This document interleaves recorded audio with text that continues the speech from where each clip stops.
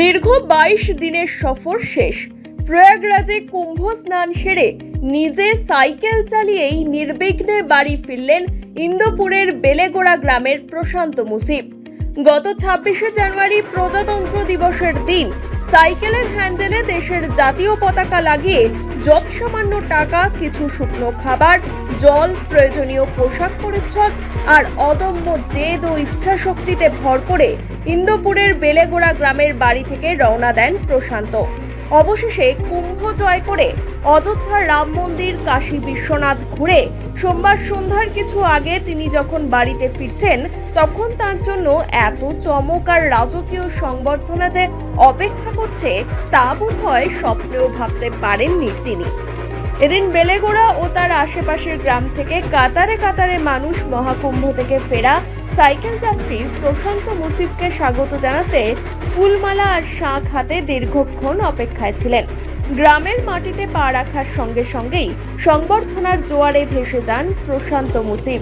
এদিন তাকে ফুলের মালা, উত্তরীয়র পাশাপাশি নোটের মালাও পরিয়ে দেন অতি উৎসাহীদের কেউ কেউ। দীর্ঘ এই 22 দিনের যাত্রা পথের অভিজ্ঞতার বর্ণনা দিতে গিয়ে প্রশান্ত মুসিব বলেন, এতদিন পর কুম্ভ মেলা থেকে বাড়ি ফেরার পর তোমার কিরকম অনুভূতি মনে হচ্ছে গ্রামের সকলকে পেয়ে?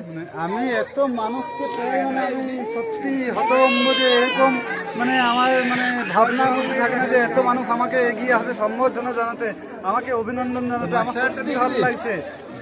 এটা আমার এত গর্বিত যে আমি মানুষ এতটা সত্যি আমি খুব গর্বিত, এতে আনন্দিত। বাড়ি থেকে বেরোনোর পর যাতায়াতের সময় কোনো অসুবিধা হয়নি তো তোমার? না, বাড়ি থেকে যখন আমি আপনজনকে ছেড়ে গিয়েছি, তারপরে রাস্তায় আমি যাকেই পেয়েছি সেই জন্য আমার আপনজন মনে হয়েছে। মহাকুম্ভ এখন শেষের পথে। আগামী 26শে ফেব্রুয়ারি মহাশিবরাত্রির দিন শাহী স্নানের মধ্য দিয়ে শেষ হবে 144 বছর পর তৈরি হওয়া মহাকুম্ভের এই যোগ। মহাকুম্ভ উপলক্ষে প্রয়াগরাজে পুণ্যার্থীদের ভিড় রেকর্ড করেছে। এরই মাঝে ঘটে গিয়েছে এক মর্মান্তিক ঘটনা। প্রয়াগরাজে পদপিষ্ট হয়ে মৃত্যু হয়েছে বহু পুণ্যার্থীর, আহত হয়েছেন অনেকেই, আবার অনেকে নিখোঁজও হয়েছেন। এসবের মধ্যে সাইকেল চালিয়ে সুস্থভাবে প্রশান্ত মুসিবের বাড়ি ফেরায় আনন্দে আত্মহারা বাঁকুড়াবাসী। Bureau report, one India Bangla.